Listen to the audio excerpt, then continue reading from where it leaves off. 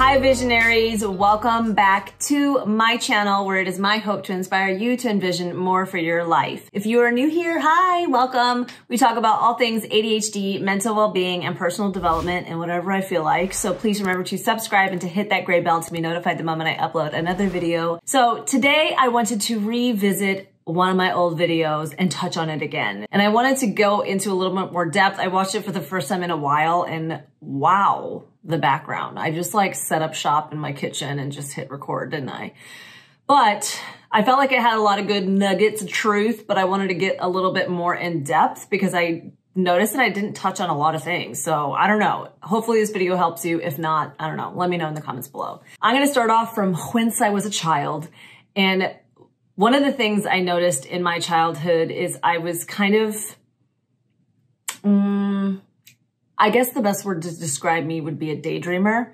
I was always in my head. I don't feel like I was really ever in the moment, maybe unless I was playing dolls with my sisters. To give more context, I want to tell a little bit more stories in this video. One of the things I feel like I always remember doing is making impulsive decisions and thinking and just doing without thinking. So one example would be we would have ice cream trucks drive down our neighborhood all the time because I lived in California. We had these little like rocket shooter things that we invented with like cut off bottle tops and rubber bands and balloons. They were pretty amazing. And this kid was getting bothered by the ice cream truck driver, and without thinking, I just took the rocket launcher and just launched a rock at the ice cream truck driver and literally cracked his entire windshield. If it wasn't for the fact that there were so many kids around, I would have gotten caught, but I wasn't even thinking like of what's going to happen afterwards and if I get caught.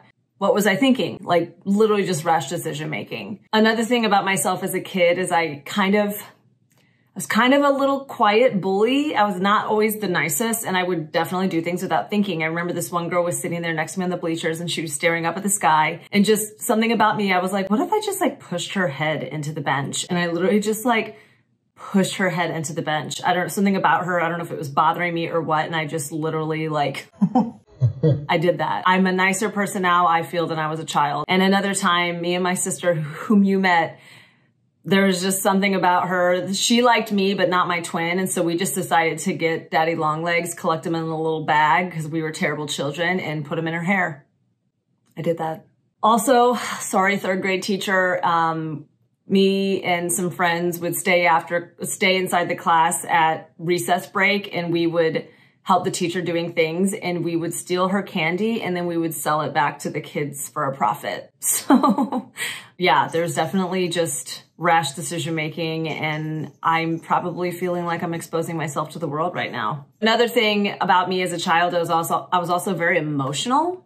I would cry all the time, and more often than my siblings and my peers. I remember one time we were watching the news, we were about to do our nails, and somehow the news brought up that, you know, nail polish can be toxic for children. And I was the only one of my siblings that freaked out and started crying, and I ruined it for everybody. And it was like, thanks for ruining it for us. And I felt really stupid, but I was scared. I was always a really scared little kid too, and just super emotional. And another time I remember a bunch of us got in trouble in 5th grade. I probably deserved it and learned my lesson, but I was the only one crying. I looked around at all my peers and all of them were like, what are you gonna do?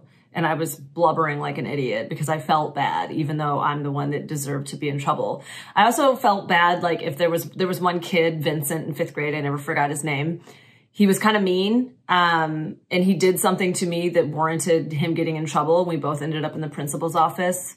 And I remember feeling bad for getting him in trouble, and I was crying and he was pissed. Like, I was like, sorry. So I was definitely very emotional as a young child and didn't think things through and just acted on impulse. And I know that I mentioned that I was a daydreamer, but one thing I want to say is like, I was also a daydreamer for my future, so I didn't live in my present. And I know I'm saying this already, but it really was true. A lot of my life growing up from even middle to high school, I always had this this dream or this idea that I was going to be like an Oscar award-winning actress. And I always dreamed of it, always wanted it, but I never did any practical steps to get to it. For some reason, my brain just skipped the idea of having to take classes and get lessons. I didn't do that till way later. And I remember looking back like, why didn't I think of this? Like, why didn't anybody tell me that this is the route you need to go? Like, I just thought I was going to like get on stage and knock it out of the ballpark. I never thought that you had to really be trained and have a coach and take classes and things like that. And I lived in an unrealistic world. Like I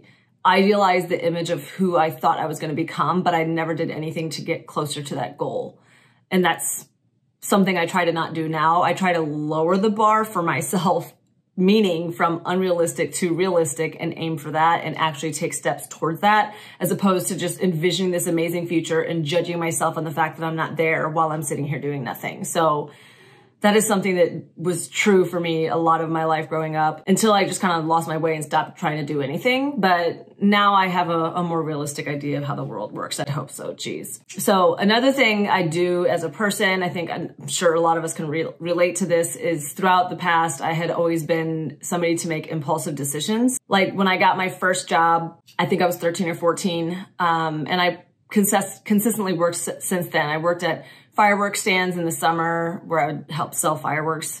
And then I worked at an RV place where we cleaned RVs. And I never did anything other. I just spent my money. I never thought about what I was buying, if it was worth buying. If I could afford it, I would get it. So I was basically living paycheck to paycheck once I was a kid. Like I never thought about the future or saving. And I know that that's hard to judge yourself for when you're a teenager, because I'm sure a lot of teenagers do that. But it kind of bled into my adult life as well. Like even when I was making better money, when I was working at higher end restaurants, I was still just always like, oh, my income has increased, so now I can afford this, as opposed to like, well, why don't you live within your means and save and budget?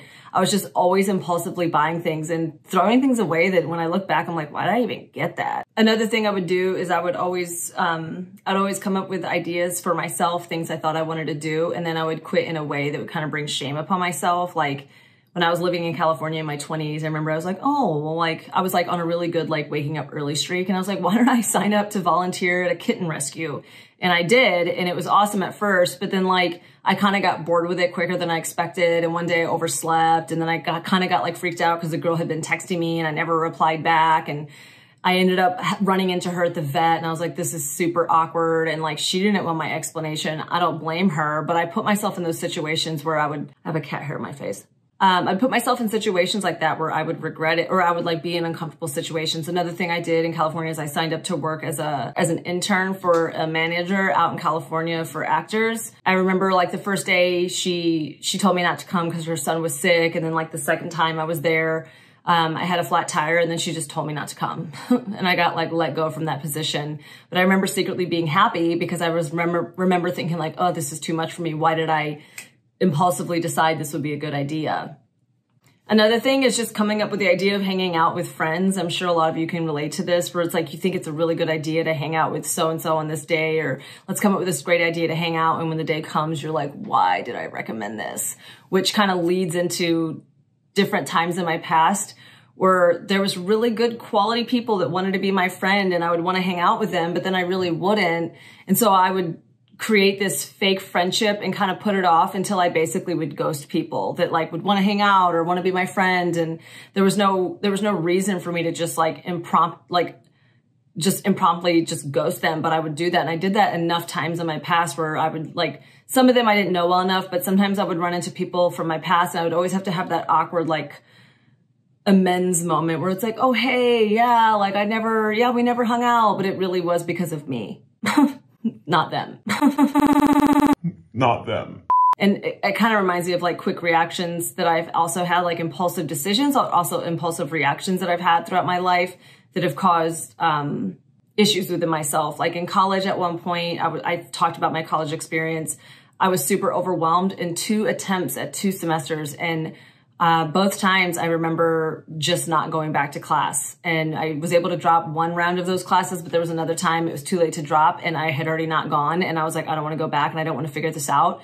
And one semester I was able to get the grades returned to me or like canceled out. And one time I just basically, I flunked out by just not going. Cause I feel like, I don't know if it was what came first, impulsively deciding to do it or impulsively deciding to quit. But I basically signed up for classes. I was like, I'm going to get a degree, and then I wouldn't end up following through. Twice this happened to me. So I definitely know that I have a litany of quits behind me. I know I've mentioned this in the past, and it's something I try to make sure I don't do anymore. I definitely give more thought into if I want to decide to do something or if it's worth it to quit. Like, can you keep going through this? Because I I'm more intentional with when I decide to do something. So I'm also able to really slowly decide if it's worth it or should I keep pushing through. I started getting better at that in 2014. I think I mentioned that to y'all, that I started going to therapy. And so I started building like a legacy of like deciding to do something intentionally and then not quitting and following through to where it like ran its normal course of time.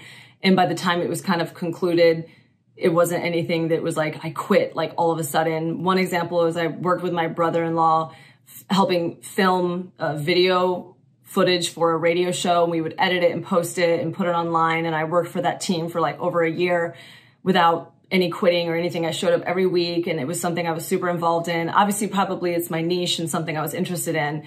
There's definitely weeks where I was like, oh, I don't feel like doing this, but I didn't quit. I didn't do anything shameful about it. But there was definitely times in the past where I would just ghost certain situations and certain people or quit or decide to do something and then have to back out last minute because it didn't suit how I felt in that moment when I probably shouldn't have said I wanted to do it in the first place. For example, another one is I decided to thought I was going to take my acting career by storm. One of my last stint efforts to do acting was taking a stand-up comedy class.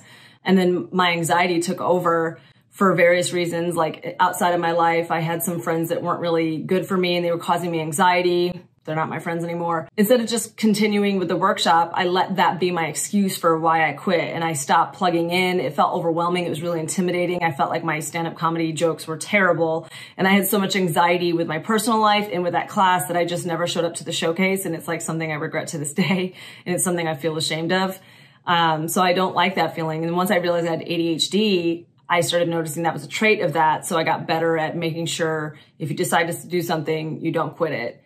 And you follow through so you don't have that feeling of like another thing that I signed up and quit. Another thing that I obviously did a lot is I've had so many jobs. I know I mentioned this in a video that I have on ADHD and careers. It's an old school video of mine, oldie but a goodie. And I've had a lot, and I mean a lot of jobs in my life because I never picked a career. I always had a lot of different service industry jobs. I had so many different jobs. And I remember in high school at one point, I worked at Forever 21 and I just didn't want to show up anymore. And I like begged my mom if I could quit. And she basically told me like, do what you're going to do. And I just like never showed up. I never ended up calling them because I didn't want to because I was nervous. And then obviously they're calling me wondering where I am, which that's not a great way to like be.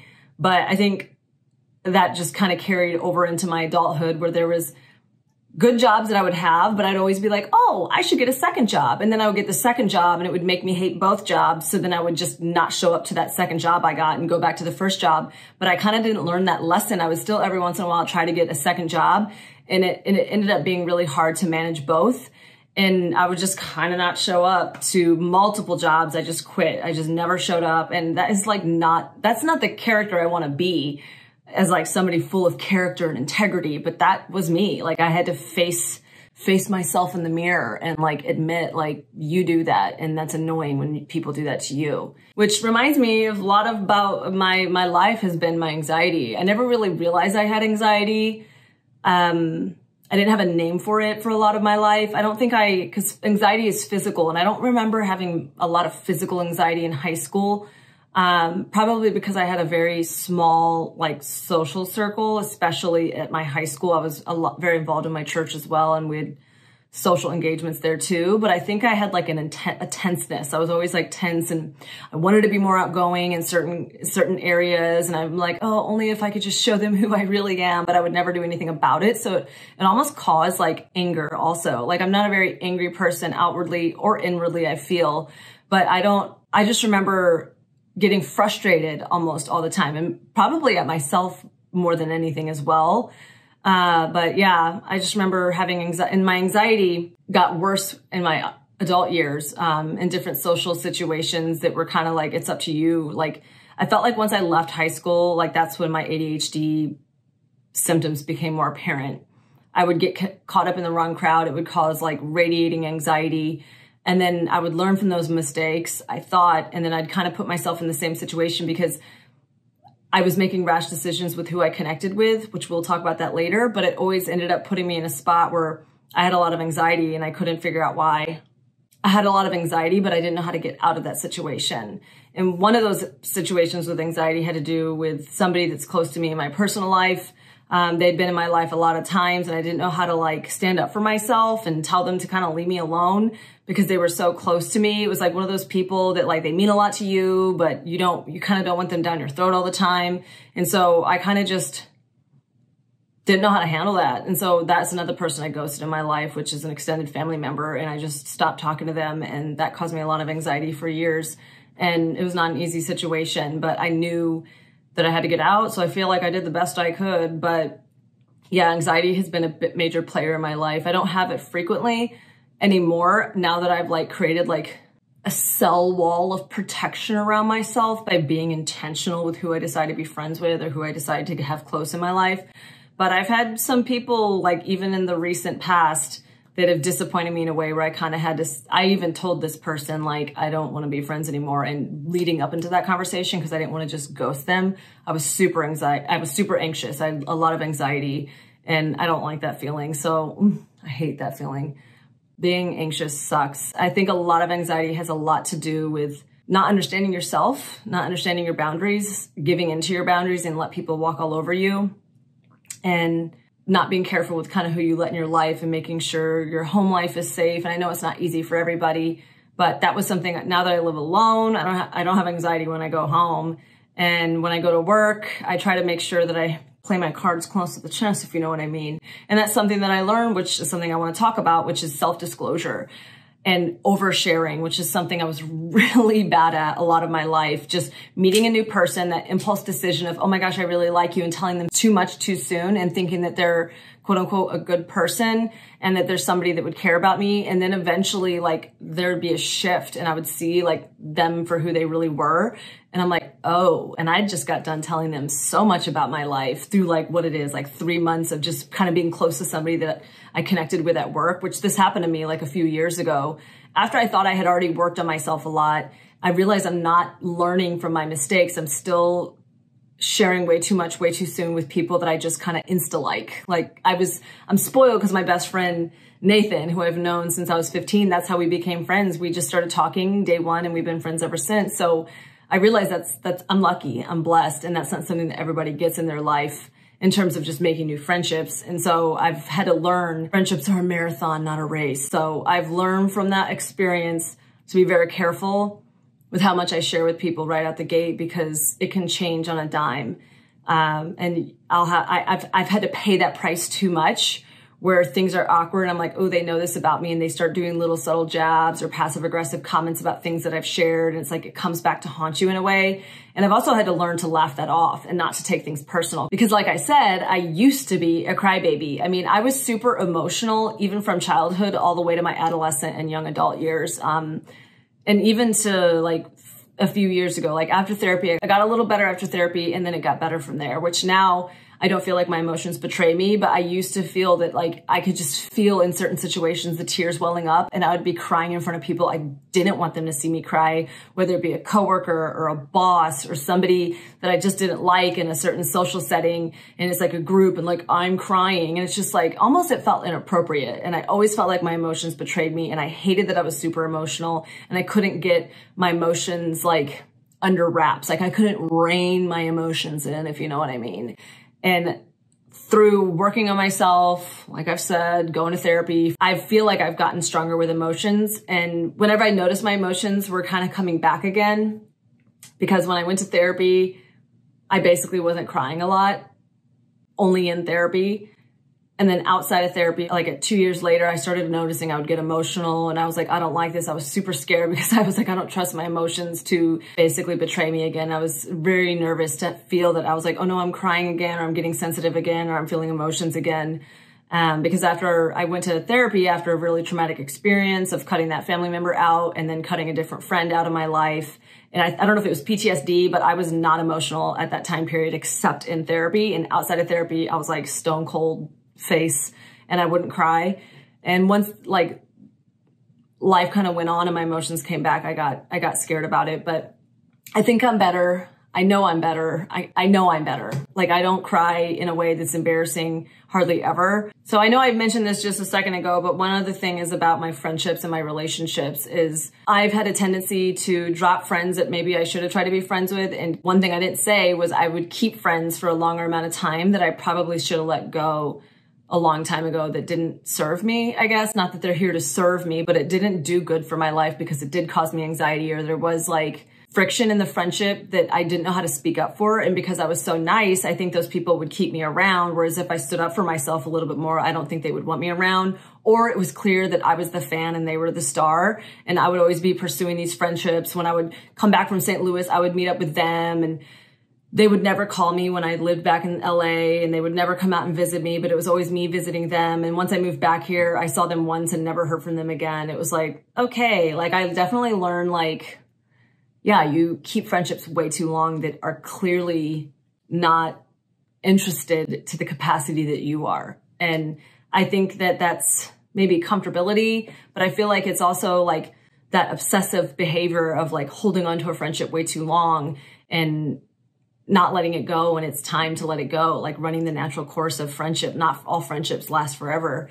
And again, another thing is just dropping friends that could have been good friends. And another thing I would do is friends that were good and I was friends with for a while, like when I moved out to LA, I didn't really tell anybody because I was just super like weird about it. I didn't tell anybody to where by the time I told them I was leaving, nobody could really do anything about it. And I felt hurt, which is so embarrassing because what were they supposed to do? Drop their life? I was already kind of fading away from the scene at my church and from different people in my other lives that by the time I was moving, there wasn't a going away party because I kind of isolated myself, which is I know something us with ADHD can do is we isolate ourselves to the point where what do we expect people to do? Like they don't really know what's going on in our lives. So why are they, you know, they reach out a few times, but maybe it's not enough or it's not at the right time to where you're in the mood to hang out. You got to put a little bit of effort in. So I try to be a little bit more consistent with the friends I do have and meet up with those that are in my life. I have a lot more friends now that are not as a deep of a level as I love connecting and getting deep. And maybe that's where I've gotten in trouble with over self-disclosure and trying to get too deep too soon in conversations. The last thing I want to touch on, and I'm going to touch on this briefly, is relationships and dating specifically. And I've not really been in any long-term relationships. I've dated guys for like a handful of months, and that's kind of like where it stopped. And I think has a lot to do with everything I said with friendships, where it seems really exciting at first and I'm all in it to win it. And then something about it gets me, I get bored or I get really too obsessive, and it kind of ends with that. Like either I'm too interested or they're not interesting enough for me, and I'm kind of just like bored with it. I'm really independent, and I don't know if that's a problem. I don't think it is because I'm at a place in my life where I'm just like, if the right guy comes along, great. If not, I'm good. But for me with dating, I've been on a lot of dates recently, and I can say that no matter what, no matter how interested or not interested in the guy, I'm always so anxious. I could literally feel it. And I'm like, I hate this. I really feel anxiety right now. And I hate it. So it's like you have to get through that wall of anxiety. Once I'm in front of the person, it's fine. There was a couple that got really awkward. One of them was way too obsessive with why I wasn't texting them. It got really weird. And I was like, leave me alone. Like, I don't like people that harass me for why I'm not texting them or contacting them or communicating back with them. I was like, I barely know you. We hung out once. For me, I impulsively just drop out of dating, or I get way too hyper-focused and I care too much when they clearly aren't caring enough, and I let my emotions get carried away with me. Like I said earlier, with how I like dream off into the future about my ideal image of myself, I also do that with relationships, when in reality it is where it is. And so when they're like, hey, let's just be friends, I'm like so taken aback, like, what?